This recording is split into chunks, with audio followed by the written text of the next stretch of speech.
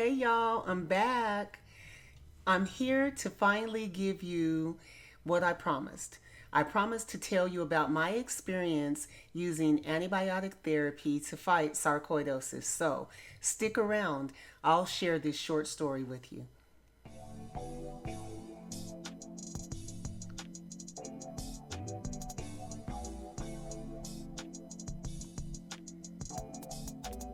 Hi, it's Miss Shirley here, and thank you for joining my channel. So, I wanted to keep my promise and give you guys my experience on using antibiotic therapy to fight sarcoidosis. So, if you remember in my previous video that I did a few months ago, I was diagnosed with sarcoidosis in 2004. And that was a very, very scary time for me, as I'm sure anybody that is diagnosed with a disease that is considered rare and that there is no known cause or cure. Um, that can be quite challenging and scary. So I didn't know what to do or what to expect. So, of course, I went through the necessary channels, saw my physician. We did all of the diagnosis, the imaging, and all of that. Um, and she recommended that I seek out a support group to help me cope with this disease. And so I did that. But as I was out searching for support groups, everyone that I went to, there just seemed to be really no support. And what I mean by that is there was no one there encouraging anyone. It was basically sharing of symptoms, sharing of gloom and doom, to be honest with you. Um, and so I was like, I don't know if I can deal with this because I was already depressed. I didn't need to be in a support group that was going to make me more depressed. So, but as I was, going to these sites, I would leave my information there because I wanted someone to talk to, so that I could have someone to kind of like, maybe share some information with me to educate me more on this illness. Everything that I Googled was scary. It talked about cancer, it talked about all these other things. And so I was very, very scared about it. So, anyway, during that quest to find a support group, I got a email or a notification from a nurse, and she began to tell me about her experience with sarcoidosis and what she was doing to overcome the disease. And it did not include prednisone. In fact, she told me to steer away from prednisone. And she told me why.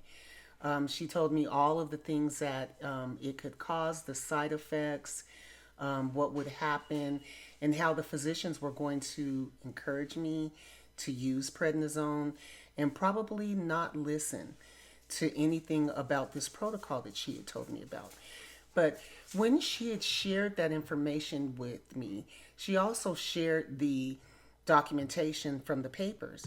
And so the thing that made me excited about this paper was that it gave hope where the internet, at least what I had looked for, did not provide that. And it says, but now the inflammation of sarcoidosis has succumbed to antibiotics in two independent studies. This review examines the cell wall deficient antibiotic resistant bacteria which have been found in tissue from patients with sarcoidosis. And so, as I read this paper, and in other ones like it, I was so excited about that. And those are the papers that I had taken to the pulmonologist that I saw that just took them and threw them over on the counter. Um, and so I was on a quest to find someone, and I had seen on the site that there were different people that were finding physicians, and there were physicians that were supportive of the protocol and excited to, help patients get better. And so finally, I found one, and I'm still to this day thankful for her because she was already treating patients with Lyme disease using this protocol. And so she agreed to take me on. Um, and so there were 5 elements that she had mentioned to me that I had to follow on this protocol, and it was very strict at first. And the five elements are, of course, you have to take the Olmesartan every 4 to 6 hours. And the Olmesartan is key in the protocol because it helps your innate immune system become regulated again. And then also avoiding stress and environmental immune suppression, things like radio frequency and radiation. That's a new component that they've added to this protocol. That was not in the protocol when I first started it. But I think that's a good, important aspect now, and it just shows how innovative the mind of Trevor Marshall is, and how it just evolves and adds to just researching and seeing, oh, I wonder if this is a factor and things like that. The avoidance of vitamin D was very, very important because vitamin D, when you supplement vitamin D, when you have sarcoidosis at least, it causes a dysregulation. And so you don't want to supplement with vitamin D, but you also don't want to consume a lot of foods with vitamin D as well, because you're trying to get your VDR regulated. And if you're on immunosuppressants such as prednisone or methotrexate, you would have to wean off of those. And then also protecting yourself against sunlight and bright lights. And so that part was kind of challenging because I live in Texas, but I was motivated to do it. So I started all of that. And the one thing that she mentioned to me was being aware of what they call Gerisch-Herxheimer or immunopathology. Because what that is when the bacteria die, it causes a release of cytokines and endotoxins. And what that does is that causes your body to produce inflammation because you got all these toxins that are in your body. And so your body automatically is going to try and encase it. And that's where the inflammation comes in. And so you have to be aware of how your body is reacting as you're killing the bacteria, because you don't want to kill the bacteria too fast, because that could really overwhelm your system. So I started. The very first thing I was concerned about, because I had to work, I couldn't just stop working, was the Gerisch-Herxheimer, or Herx as we called it for short. And so the first thing I did, I had read on the site that certain people were having issues with the VDR regulating. So when they took the Benicar or the Olmesartan, they would have certain side effects and things like that. So I said, what I'm going to do is I will avoid the sunlight first, because it all had to do with your exposure to sunlight and taking the Olmesartan. Because if the Olmesartan is trying to adjust your VDR and you're getting more vitamin D from the sun, well, you're just negating what you're trying to accomplish. So what I thought in my mind, I said, well, I'll avoid sunlight for 2 weeks. That way that should stable my levels of VDR. Then I'll start taking the Benicar, and then I'll introduce the antibiotics. And that's what I did. So I avoided sunlight for 2 weeks. I took off for 2 weeks from work. Then I started the Benicar. And when I first started the Benicar, the first thing it did that I noticed is it helped me sleep. I was so thankful. When I first took Benicar, I slept through the night. One of the symptoms that I had was insomnia. I would be up for like 3 nights. I could not sleep. It did not matter. And when you can't sleep, you have brain fog. So it was like a trickle down effect. It was horrible. The one thing that Benicar did is it helped me sleep. The other thing too is I noticed my blood pressure was elevated. The Benicar helped my blood pressure. So it was like 2 benefits in one. So that's the one thing I noticed. And then when I first started introducing the antibiotics, that's when I started noticing the Gerisch-Herxheimer. Because When I first started taking the antibiotics, and you start at a very low dose, and then you ramp your way up. Like I said, I was on this protocol for 2.5 years, almost 3 years, and I feel like I should have did it longer. But I took my time because you want to be safe, because you don't want to have a Herxheimer to where you are in the hospital, because you're killing bacteria. And so I ramped up slowly from 25 milligrams, and that took me a while to get up to 100 milligrams. I would say probably 6 months before I was able to get up to 100 milligrams of minocycline. And one of the things I would notice is I take my antibiotic dose one day, and then the next day I would have the Herxheimer. And then the next day, when it was due for the antibiotic dose, I would feel better. Then you take the antibiotic dose. The next day you have the Herxheimer reaction.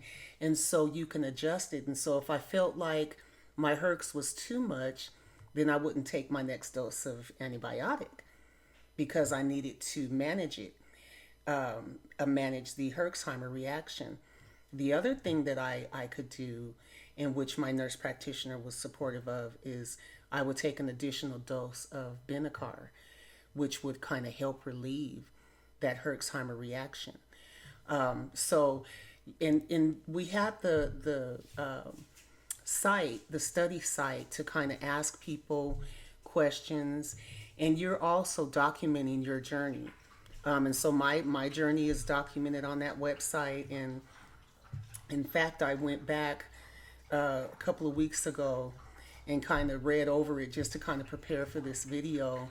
And I got a little touched by it, because I remember how afraid I was, but yet how excited I was, and the people that started with me, how excited they were, and the early adopters, how even they're there today, how welcoming they were and supportive, and here's what you do. And I mean, and it was just very, very supportive. So I was able to get up to 3 antibiotics. But before I got up to the third antibiotic, and this was probably about it was close to 2 years in, I woke up one morning and I was starting Leslie Sansone. I'll never forget it. I was starting her Walk Away, the Pounds thing. And I got up one morning and I wasn't wheezing. And I'm exercising and I have this energy, and there's no wheezing. And I'm like, oh my gosh, I couldn't believe it. And I told my husband, and he was like, yeah, I noticed that, the other night, that I wasn't hearing any. And let me tell you, right then and there, I knew that I had made the right decision, because to this day, up until I got COVID, I was doing amazing. And even now, I'm doing amazing. I'm working out every day. Still, I'm not taking the Benicar anymore. I want to get back on it. I have to find a physician, because my one physician that had been following me for years closed his practice. So I'm on a quest to find another physician. I have some ideas. One thing I've learned is that MDs, they do not step outside of the protocol. So they're like chefs. They have to follow that recipe. If you find a DO, they're more apt to try alternative medicines. And so that's what I'm looking for. And so I just want to let you guys know, I hope this has helped you. It was an amazing protocol. I did it for almost 3 years. I know it helped me. I know it did. The reason why I'm doing these videos now is because I see all these people posting about, the physician providing this medication and it no longer works, and now they have to try this medication, and they're so tired of being sick and so tired of being tired, and it just breaks my heart. And so I want to provide something, a platform out there for people to use an alternative method to healing. Healing is in your diet. Healing is in your stress level. Healing is in your activity level. Western medicine can't only be the answer. There's got to be alternatives, and you really need to find a physician that is not only going to treat your lungs, your heart, and your stomach, or your arthritis, your bones, your joints. They need to treat the whole you, because that's how you get homeostasis, is the whole body working synergistically together and in harmony. So I hope this helped. Y'all stay tuned for my upcoming video regarding my doctor's visit. And I pray that you guys step on over to marshallprotocol.com and read over that information. I will link the paper that really helped me and started me on my conquest to reading papers in PubMed. And but do your own research. Step on over to marshallprotocol.com, read over that information. So I pray that you are doing well and that you continue to research and be an advocate for yourself. All right? Sark Slaya, stay up and peace.